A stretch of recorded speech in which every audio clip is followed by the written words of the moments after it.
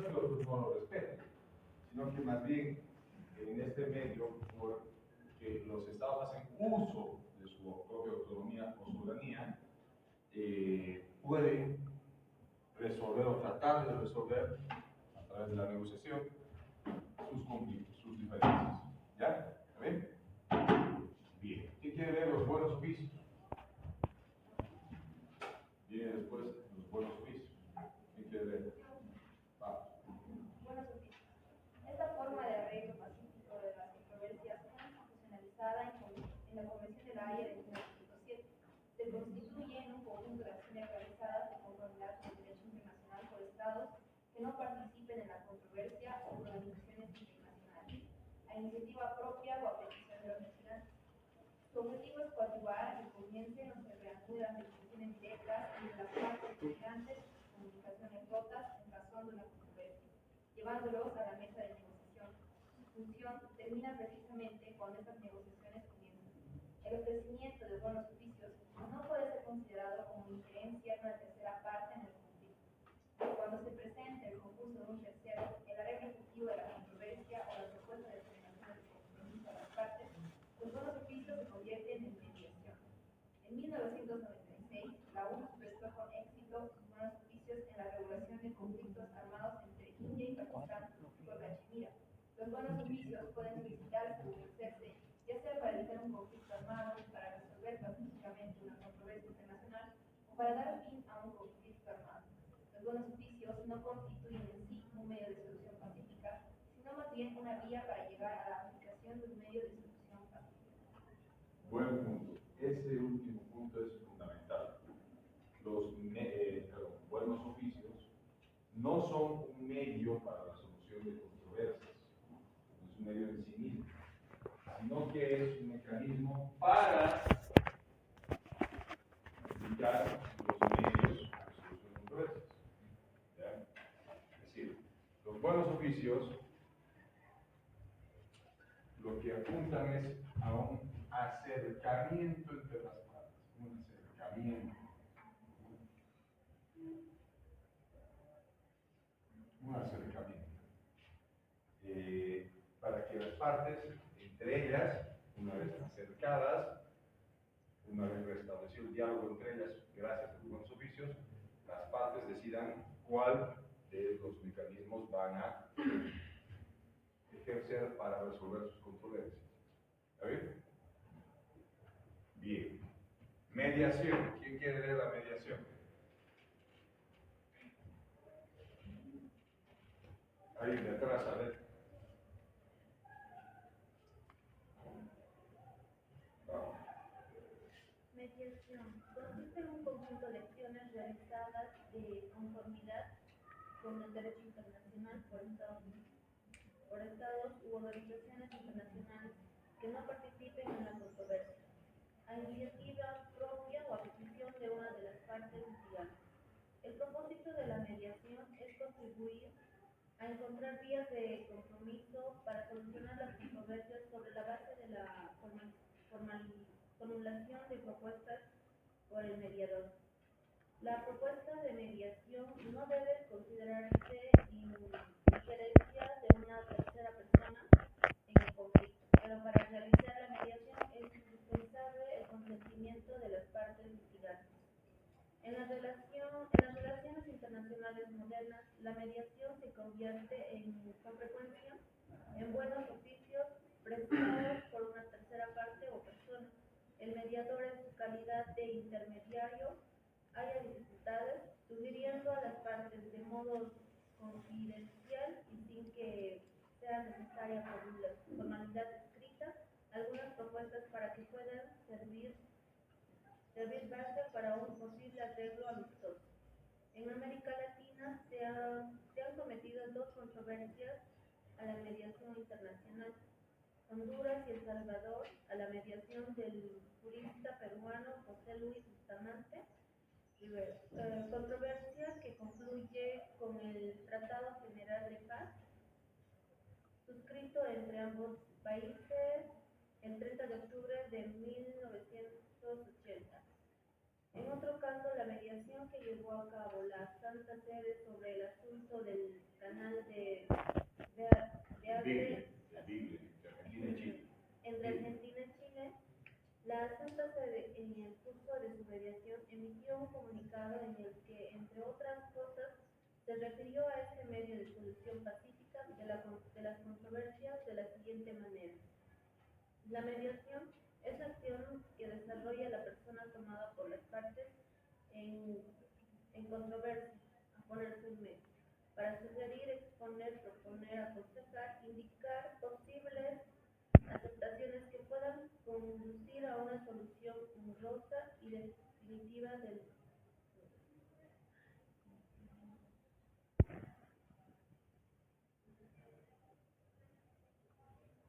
¿Qué pasó? se colgó. ¿Colgó? Sí, ¿qué es lo que- Bueno, hasta ahí está bien. Hasta ahí está bien. A partir de la mediación, las partes, aquí ahora, ya incorporan a un tercero en el procedimiento de solución de controversia. ¿Ya? A partir de la mediación entra un tercero independiente del conflicto, pero que a la vez está interesado en su solución. ¿Ya? Entonces, a ese se le llama mediador. El mediador, como como le dice su compañera, acerca a las partes, ¿no? Aunque estas ya están acercadas, pero lo que trata es de hacer dos cosas, ¿no? Uno desde el punto de vista procesal,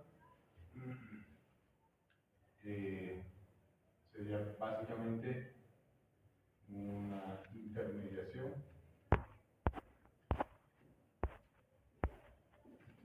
y desde el punto de vista sustantivo sugiere propuestas de solución,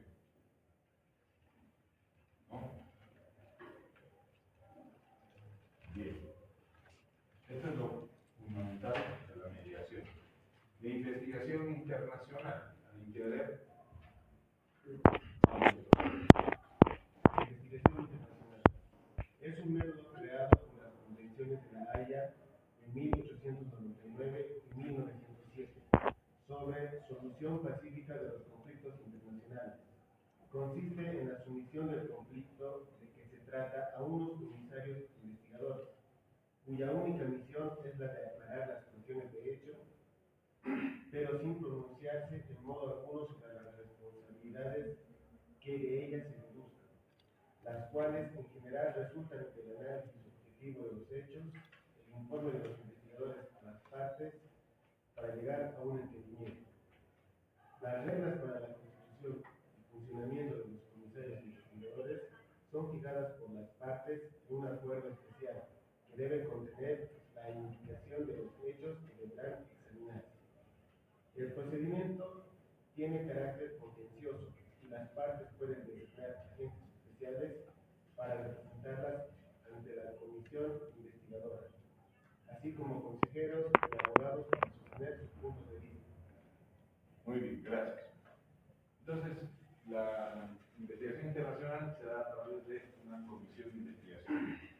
Esa comisión puede ser parte de un organismo internacional, ¿ya?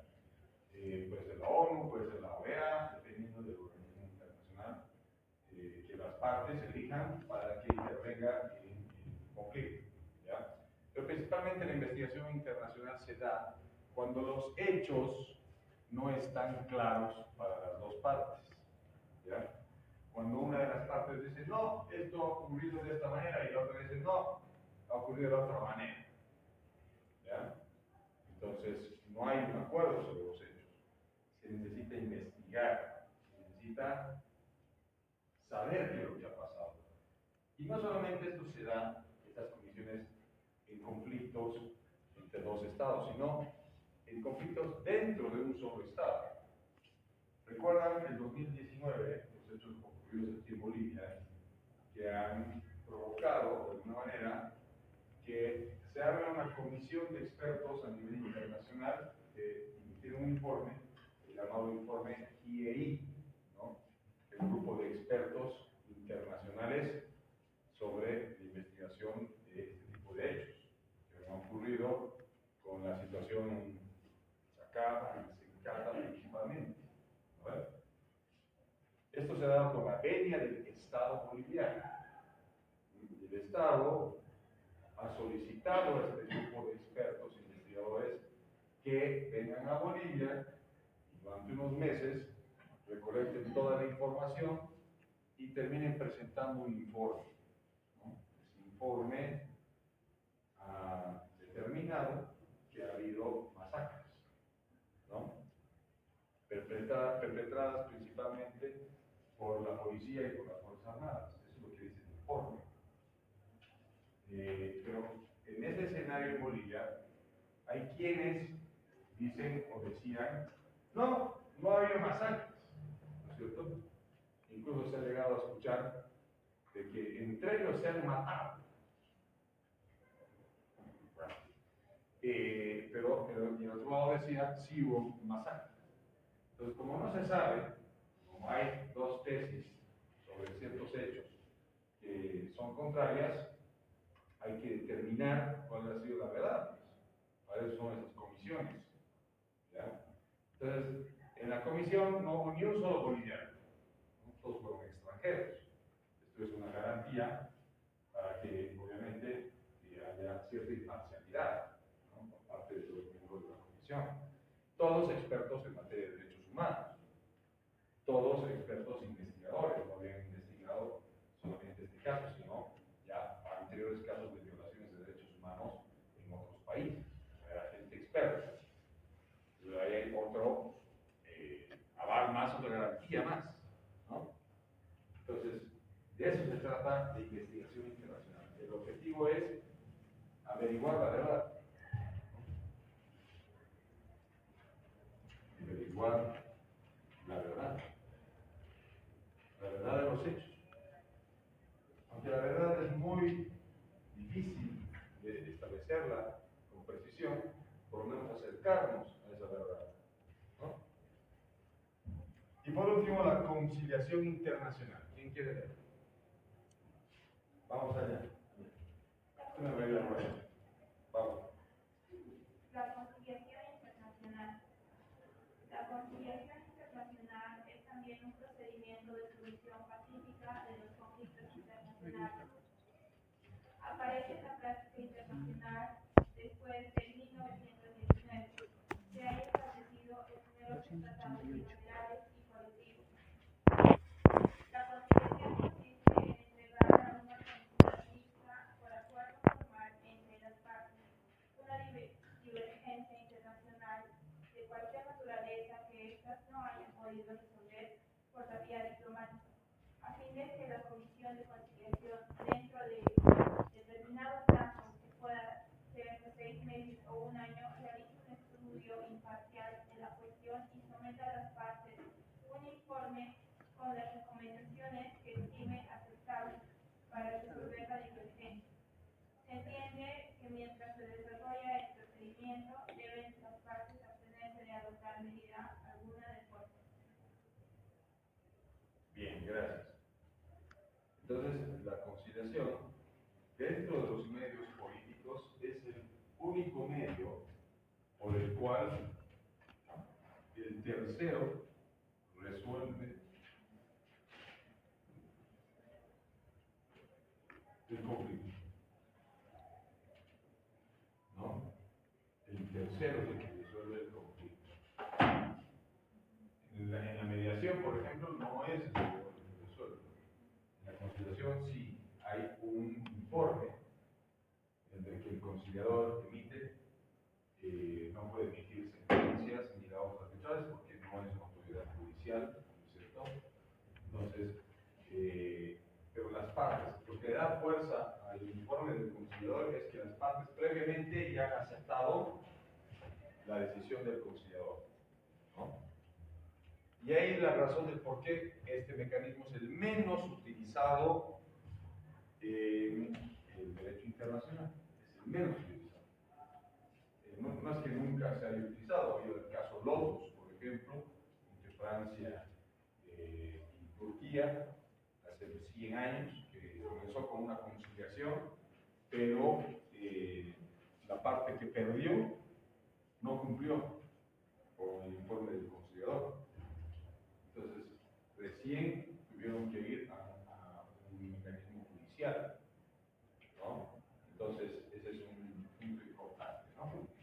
Los medios jurídicos, ahora. Los medios jurídicos, está uno, más para 6 ahora. 6, el arbitraje, ¿no?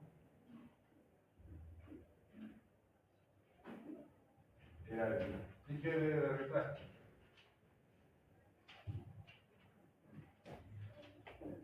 Usted quiere leer eso, ¿no? El arbitraje es uno de los medios de arreglo pacífico de las controversias de carácter internacional. Es el arbitraje. Las partes litigantes, para examinar la controversia concreta surgida entre ellas, sobre la base de la cláusula arbitral, notificación arbitral es un tratado o acuerdo especial, compromiso. El arbitraje internacional es voluntario y se realiza por acuerdo de las partes, en cada caso concreto o por un acuerdo expresado de antemano. Jurisdicción obligatoria. El procedimiento de formulación del arbitraje y de su funcionamiento lo determinan las propias partes litigantes. Entre los miembros árbitros se incluyen generalmente a ciudadanos de las partes litigantes y a un superárbitro elegido por estas o en su ausencia de acuerdo, por una parte no litigante o una organización internacional. El fallo del árbitro es obligatorio para las partes litigantes. Un acuerdo especial sobre el arbitraje es el convenio de La Haya para el arreglo pacífico de los conflictos internacionales de 1907. El arbitraje internacional tiene por objeto resolver los litigios entre los estados mediante jueces por ellos elegidos sobre la base del respeto de derechos. Esta es la definición que sobre esta institución hace el primer convenio de La Haya, artículo 37. La primera convención de La Haya de 1899, revisada en 1907, sentó las bases del procedimiento arbitral y estableció el Tribunal Permanente de Arbitraje. La denominación lleva al error, pues no se trata de un tribunal propiamente dicho, sino más bien de una relación de árbitros proporcionada por los estados miembros de dichos convenios y que es llevada por una secretaria permanente del tribunal que solo se integra a pedido de los estados que deseen resolver sus controversias a través del procedimiento arbitral. Selecciona los árbitros dentro de la relación o registro que esta secretaria permanente mantenga actualizado. Desde el punto de vista histórico, la evolución cronológica nos muestra tres tipos esenciales de arbitraje: el arbitraje por un jefe de Estado, el arbitraje por una comisión mixta y el arbitraje por un tribunal. Muy bien, gracias. Bien, entonces, el arbitraje, aunque no crean, es uno de los medios pacíficos más activos, más activos. Ya lo practicaban las sociedades antiguas, es decir, los griegos, después los romanos, en los conflictos entre Esparta y Atenas. Muchos de esos conflictos se resolvieron a través del arbitraje. ¿Ya? Esto que era antes, ¿no? Que se designaba a una persona que tenía prestigio en los dos pueblos, ¿no? Alguien de confianza de los dos pueblos, o un grupo de personas, por general eran 3 personas quienes hacían de árbitros, ¿ya? Y además se volvió costumbre internacional el arbitraje cuando, no solamente para resolver conflictos entre pueblos, sino también después de los conflictos, de las guerras. Designaban árbitros para, ya sea juzgar a algunos que se han incendido en las matanzas, o para decidir qué se iba a hacer con los bienes que se habían logrado obtener por parte del vencedor, ¿no? Entonces, y ahí también ya se aplicaba el arbitraje. Los romanos son los que desarrollaron más el arbitraje, ¿no? De hecho, cuando Roma, en un episodio de la historia, trata de invadir Inglaterra, ocupa Inglaterra, pero luego es expulsada de Inglaterra, ¿no? Entonces que en Inglaterra el derecho no es un derecho escrito, no lo era, ¿no? No es un derecho codificado. Roma ha sido el imperio romano el que codificaba las leyes. Los ingleses más eran del derecho consuetudinario, ¿no? Pues como los romanos no lograron someter a los ingleses, a los sajones, no tuvieron derecho escrito, ellos, ¿no? Entonces, pero hubo un arbitraje, ¿no? Que desarrollaron los romanos para definir si Inglaterra, que no existía como tal Inglaterra, ¿no? Sajonia le llamaban antes, Sajonia, allá por el siglo III o IV después de Cristo, tendría que someterse al imperio pagando cierto tributo a condición de que el imperio no invada. Y se armó un arbitraje ahí, un tribunal arbitral, que resolvió que Sajonia debía pagar ese impuesto para que no sea sometido al imperio, ¿no? Lo cual era contradictorio, ¿no? Porque por lo general pagas impuestos porque ya estás sometido a la autoridad. Pero al final nunca se ejecutó eso porque nunca el imperio romano logró doblegar a los sajones, ¿no? Bueno, ahí está, fíjense, un ejemplo antiguísimo, hace más de 1500 años. Entonces, el arbitraje, principalmente a partir del siglo XX, comienza a institucionalizarse, ¿no? ¿Qué quiere decir? Antes del siglo XX,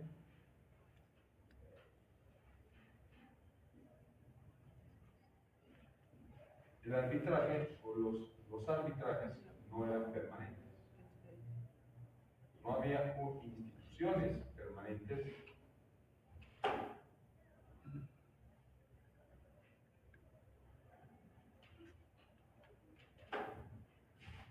solo después o durante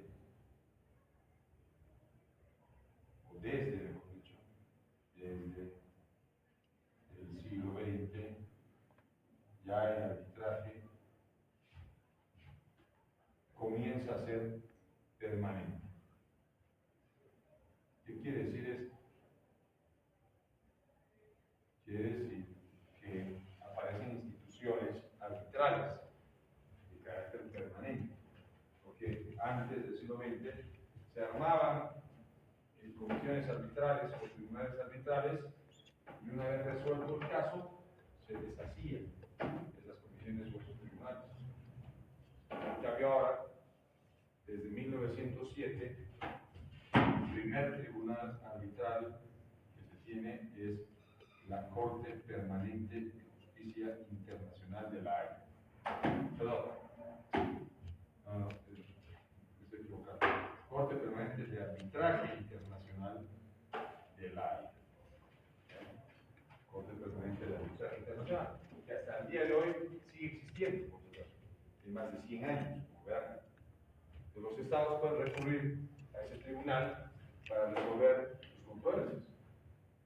Hay una lista del buró de árbitros, el buró de árbitros se llama toda esa lista de quienes están habilitados como árbitros, y es una lista de personalidades de distintos países. Los estados eligen a 5 de esos, según el procedimiento de la Corte Permanente de Arbitraje, tienen que elegir a 5 árbitros de toda esa lista, que son más de 500 personas que están en esa lista. Ellos eligen 5. Esos 5 van a ser los árbitros. Siempre tiene que ser un número impar, porque alguien tiene que dirimir en caso de desacuerdo, y el que dirime es el presidente del tribunal arbitral, al que lo designa el presidente. ¿Okay? Entonces, ahí tienen el arbitraje. Hay autores que dicen que es un mecanismo semijudicial. ¿Por qué semijudicial? Porque no pueden emitir sentencias judiciales, emiten laudos arbitrales.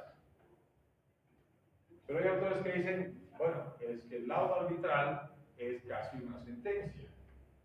¿Por qué? Porque las partes previamente han suscrito un acuerdo arbitral.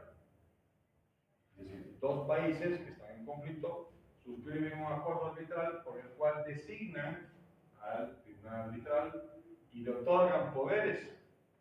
Entonces, deciden libremente someterse a ese árbitro, ¿no?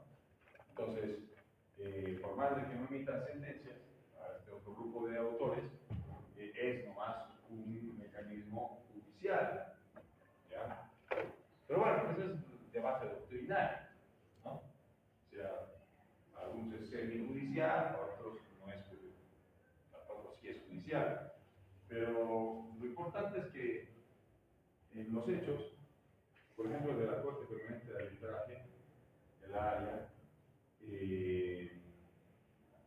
la mayor cantidad de laudos arbitrales que ha emitido este Corte se han acatado. Entonces, por lo tanto, hay un alto índice de efectividad de sus decisiones, de sus laudos arbitrales.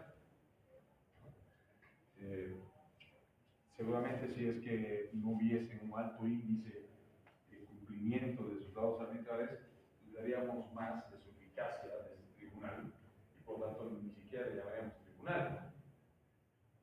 Pasaría a ser algo así como un conciliador, porque sus decisiones no son tan fuertes, no se imponen, no son coercitivas.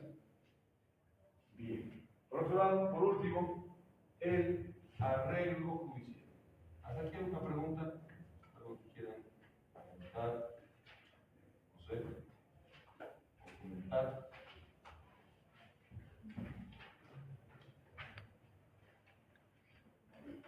Bien. ¿Alguien quiere leer, por favor, el arreglo judicial?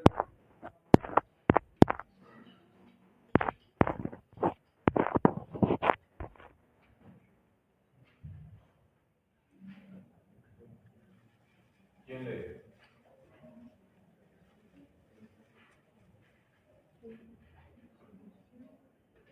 Dice solución judicial es lo mismo, ¿ya? Solución judicial. ¿Quién lee? Alguien que no haya leído todavía, ¿no? Por favor. Solución judicial. Solución judicial. El principio fundamental de esta materia es que el Estado debe someterse voluntariamente a cualquier arreglo judicial. En ese sentido, dos jurisdicciones internacionales han sido creadas al terminar cada una de las guerras mundiales. El Tribunal Permanente de Justicia Internacional, TPJI, en 1920 y la Corte Internacional de Justicia, CIJ, en 1945. El Tribunal Permanente de Justicia Internacional comenzó a funcionar el 30 de enero de 1922 con sede en La Haya. A comienzos de 1940, el funcionamiento del mismo quedó paralizado a causa de la invasión o ocupación de los países y el reglamento de las mismas. La Corte Internacional de Justicia de la ONU utiliza en la actualidad sus trabajos en los precedentes judiciales de las actividades de la Corte Permanente de Justicia Internacional. En 1945, al terminar la GM2, la conferencia de San Segunda Guerra Mundial. la Segunda Guerra Mundial, la conferencia de San Francisco de la Corte Internacional de Justicia, destinada a continuar la obra anterior, la Corte Internacional de Justicia establece que todos los miembros de la ONU son ipso facto partes de este estatuto, pero agrega que un Estado no miembro puede llegar a ser parte en el estatuto de acuerdo con las condiciones que determina en cada caso la Asamblea General a recomendación del Consejo de Seguridad. Según el Estatuto de la Corte Internacional de Justicia, está compuesta por 15 magistrados de distintas nacionalidades que gocen de alta consideración moral y que reúnan las condiciones requeridas para el ejercicio de las más altas funciones judiciales en sus respectivos países.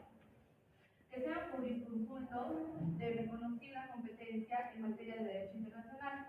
Los magistrados de la nacionalidad de partes tienen derecho a entender en el litigio y las partes que no cuentan con juez de su nacionalidad pueden designar un juez ad hoc que la posee. Los miembros de la Corte Internacional de Justicia desempeñan su cargo por 9 años, pero son reelegibles. Pueden ser separados por decisión unánime de los demás miembros. La Corte elige por 3 años a su presidente y vicepresidente, así como también a su secretario. salvo excepción expresamente prevista, la Corte ejerce sus funciones en sesión plenaria, para lo cual el quórum es de 9 miembros. La Corte puede constituir una o más salas compuestas de 3 o más magistrados. La jurisdicción de la Corte abarca a litigios entre Estados, pero esta jurisdicción es en principio voluntaria y no compulsiva. Según el artículo 38, la jurisdicción de la Corte se extiende a todos los litigios que las partes le sometan y a todos los asuntos y especialmente previstos en la Carta de la ONU o en los tratados y convenciones vigentes.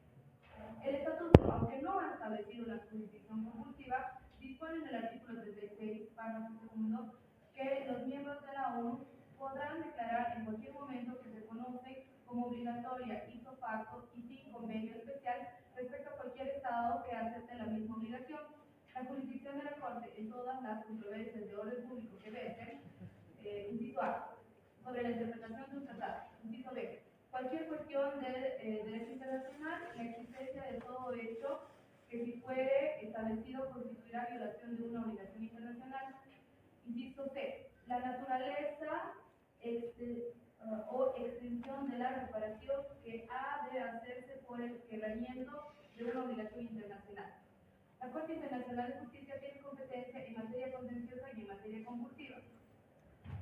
La competencia en materia contenciosa puede versar sobre las cuestiones que se sometan los Estados miembros de la ONU.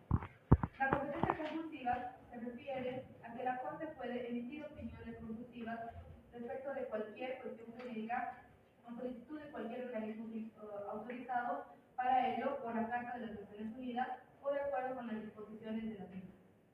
Las opiniones consultivas no tienen carácter de una sentencia y no producen consultada, pero dada la alta autoridad que la emite, poseen valor indudable para resolver una cuestión controvertida desde el punto de vista jurídico.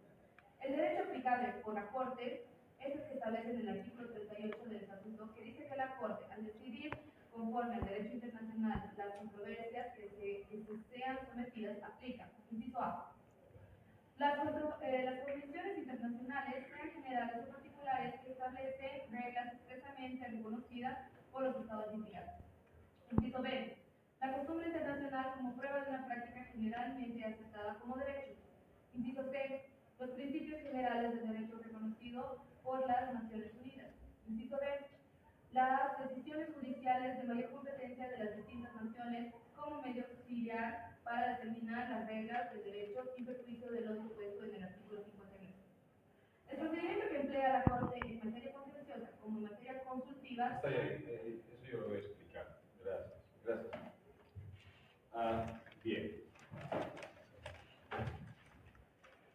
El máximo tribunal internacional de justicia hoy en día es la Corte Internacional de Justicia, creada por la Carta de la Organización de las Naciones Unidas en 1945, en la cual declara que la Corte Internacional de Justicia es el órgano judicial de las Naciones Unidas. ¿Okay? Esta Corte Internacional de Justicia está compuesta por 15 jueces provenientes de todas las tradiciones jurídicas continentales, es decir, de los 5 continentes. Algunos continentes, por ejemplo América, tienen derecho a poner 2 jueces, es decir, Centro y Sudamérica. Norteamérica tiene derecho a otros 2 jueces. Eso, ahí siempre los gringos tienen a un juez en la Corte Internacional de Justicia, ¿no? La Corte Internacional de Justicia, al estar compuesta por 15 jueces, estos 15 jueces son elegidos por votación en la Asamblea General de las Naciones Unidas. Cada país puede postular a un candidato, ¿ya? Ahora, no cualquier perico puede ser candidato, ¿no? Eso no es como la política boliviana. El amiguito, el compadrito, el ahijadito puede ir a trabajar ahí. No, para nada, ¿no? Hay una serie de requisitos. Para ser candidato, mínimo tienes que hablar inglés. más, y también francés. Serán dos idiomas, los dos idiomas oficiales de la Corte Internacional de Justicia, inglés y francés. ¿Ya? Tienes que haber, primero, estudiado en una de las grandes universidades del mundo y ser especialista en Derecho Internacional. Esto es, tienes que tener título nivel Harvard, nivel Yale, nivel Oxford, nivel Cambridge, ¿no? Esas grandes universidades que son más o menos 10 en el mundo. O sea, no vale ser de la San Simón. Esa es la realidad. Esa es la realidad, ¿no? Tienes que haber publicado obras de derecho internacional en inglés o en francés. ¿Ya? Tienes que ser un tratadista reconocido internacionalmente como académico de derecho internacional a nivel global. ¿Ya? ¿Qué más? Los requisitos te exigen. Claro, esas son las condiciones mínimas para ser candidato. Ahora, teniendo eso, nadie te asegura que te van a elegir, porque tu país te tiene que postular y tu país tiene que negociar con otros países que te apoyen y que voten a favor tuyo. ¿Ya? Entonces, la cosa es muy complicada, ¿no? Hacer lobby, y entonces llega el día de la votación en la Asamblea General.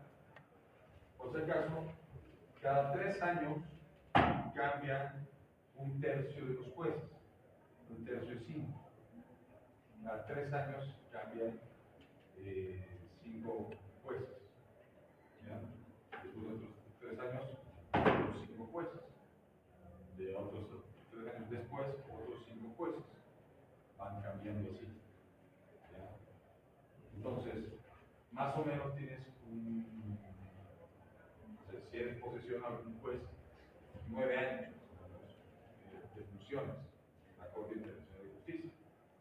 El sueldo es muy bueno para los jueces de la Corte Internacional de Justicia. Es como un embajador, o más que un embajador, se le paga. Y es la propia Corte Internacional de Justicia que le da un sueldo. Que yo sepa, hasta hace unos 3 o 4 años, el sueldo de los jueces oscilaba entre los 80.000 euros mensuales, ¿no? Y eso es que además las Naciones Unidas te paga tu viaje, porque no es que los jueces vivan todo el tiempo ahí en La Haya, ¿no? Porque principalmente en épocas donde hay alegatos orales, tienen que estar ahí, ¿no? Que pueden retornar a sus países, ¿no? Y es gente que al mismo tiempo puede seguir dando clases en sus universidades. Entonces es una muy buena pega. Entonces, los 15 jueces. Las decisiones que toma la Corte Internacional de Justicia son por mayoría. ¿Cuál sería la mayoría de 15? ¿Unos cuántos? 8. 8 jueces a favor para tomar una decisión. ¿Ya? Ahora, la Corte Internacional de Justicia tiene 2 procedimientos. El procedimiento contencioso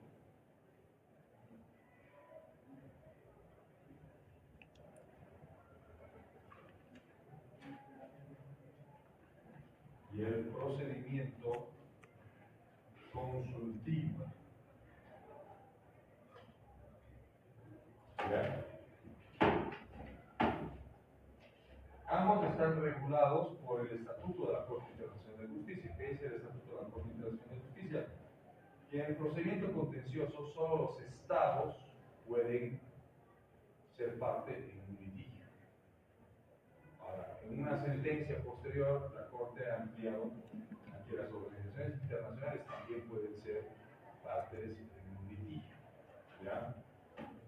Entonces, un individuo cualquiera no puede ser parte en un litigio ante la Corte Internacional de Justicia. El procedimiento contencioso tiene a su vez 2 etapas. La etapa preliminar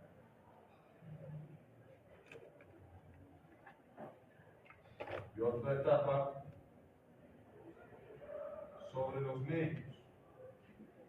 dice sobre los medios. La etapa preliminar se da solo si una de las partes ha objetado la competencia de la Corte. Es decir, una de las partes rechaza que la Corte sea competente para conocer ese caso. ¿Ya? De ahí que la jurisdicción de la Corte no es obligatoria. Es una jurisdicción básicamente libre, no obligatoria. ¿No? ¿Qué quiere decir esto? Esta es una diferencia con el derecho de los estados. Si tú cometes un delito, te van a llevar a un juez. ¿Vale? Ahí tú no puedes decir, oiga, juez, yo no le reconocí su competencia en usted. No puedes decir eso. Ya está sometido a la autoridad del juez. Su jurisdicción es obligatoria, la del juez. En cambio, el derecho internacional no funciona así. Los estados previamente tienen que reconocerle la competencia de la Corte para que la Corte pueda tratar un asunto. ¿Ya? Pero bien, se abre esta etapa preliminar y si la Corte resuelve que es competente, se abre la etapa sobre los medios, quiere decir la etapa de fondo, que va a concluir con una sentencia judicial. Va a concluir con una sentencia. La sentencia va a resolver el caso, va a establecer responsabilidades, si las hay, va a establecer incumplimientos, si los hay, o va a establecer que no hay incumplimientos, si una de las partes ha acusado, por ejemplo, falsamente a otra parte. Por ejemplo. Entonces, el otro procedimiento, el consultivo, como dice su nombre, es de consulta. El Estatuto de la Corte Internacional de Justicia prevé que cualquiera de los miembros de la ONU puede hacerle una consulta a las Naciones Unidas, incluida la propia ONU, sobre cualquier cuestión sobre el derecho internacional. ¿Ya? Es decir, si dos estados tienen un problema y ambos tienen una interpretación diferente sobre un tratado, para resolver cuál es la interpretación oficial del tratado, pueden consultarle a la Corte Internacional de Justicia para que la Corte interprete el tratado y establezca y delimite cuál es la verdadera interpretación, la interpretación oficial del tratado. ¿Me entienden? Para eso es el procedimiento consultivo. Ambos son obligatorios, dice el Estatuto de la Corte Internacional de Justicia. Entonces, si hay una interpretación aquí que va a ser la Corte Internacional de Justicia en este procedimiento, la interpretación va a ser obligatoria. Y las dos partes tienen que acatar esa interpretación de ese tratado. ¿Se entiende? ¿Sí? Voy a buscar bien. En el procedimiento conjuntivo tiene que haber dos partes. No, una sola. Buena pregunta. Una sola. O sea, con un solo estado que haga la consulta es suficiente. Pero claro, pueden ser dos, tres estados que hagan la solicitud al mismo tiempo. ¿Ya?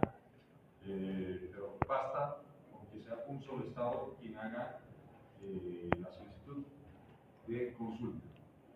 ¿Está bien? Está bien. Buen punto ese. ¿Qué más? Hemos terminado el tema. Se acabó. Se finí.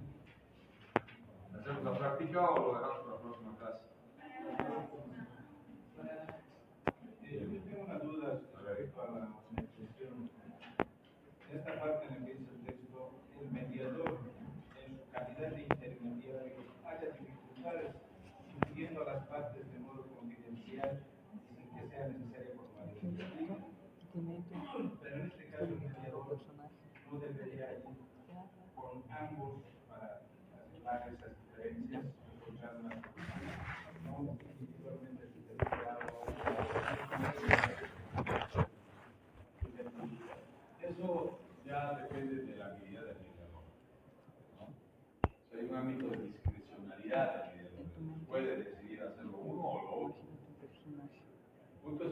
mediador tiene que ser alguien hábil, de experiencia en soluciones de controversias, y que apunte principalmente a eso, a resolver la controversia final, ¿no?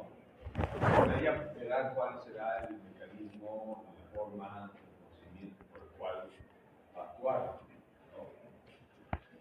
Todo depende del caso también, todo depende de la situación y del contexto y también de cómo son las partes. Por ahí hay cosas que sí se deben decir a las dos partes en conjunto, pero por ahí es mejor decirle a una sola de las partes algo, ¿no? Y que la otra parte no es que no se entere, sino que no esté presente al mismo tiempo y después se lo tenga que decir, ¿no? Es decir, individualmente. Todo depende ya de las habilidades del mediador. De todas maneras, el mediador, como no impone la solución final, ¿no? Él solo da sugerencias de solución. Y las sugerencias pueden ser a una sola de las partes. Por ahí una de las partes es la más conflictiva y la otra no es conflictiva. Entonces el mediador ve que tiene que convencer a la más conflictiva, ¿no? Porque sabe que la otra parte no va a oponer mucho en contra para poder resolver el conflicto.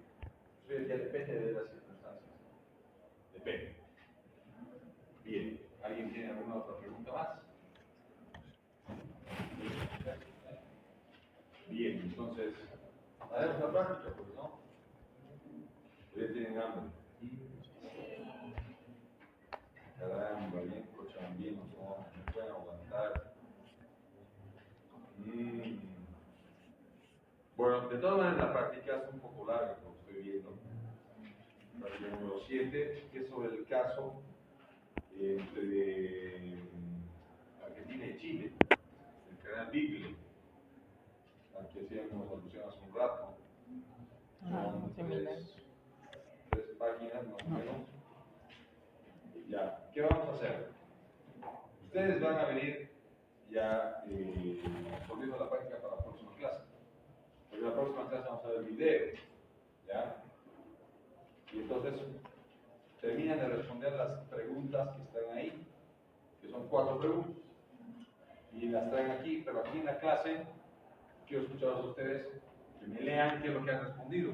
Yo ya conozco este caso, pero yo necesito saber qué es lo que han respondido ustedes.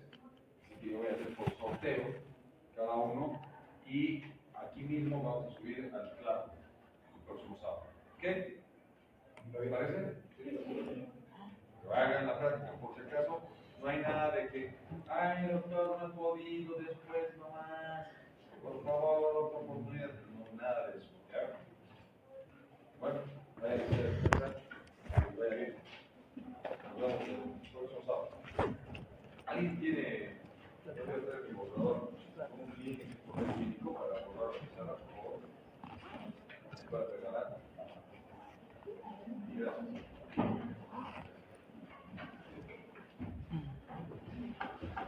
¿Personajes que le bañas, Jess? No. ¿Es un burro? No, pero es un animal. No. ¿Está en el sale en Dragon Ball? No. ¿En Spider-Man? Ahí ya no te olvides, por favor, el próximo sábado. ¿Lleva una capa? Imaginario es. ¿Es un símbolo de murciélago? Me escribes a las 6:30, 7 para hacer el recuerdo de la entrevista. Por favor.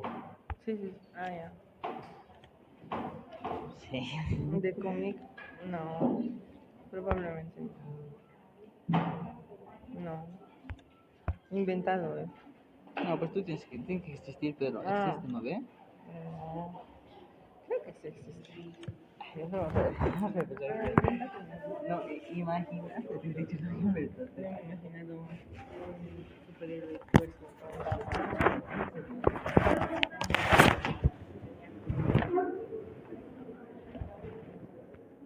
No, imagínate que no.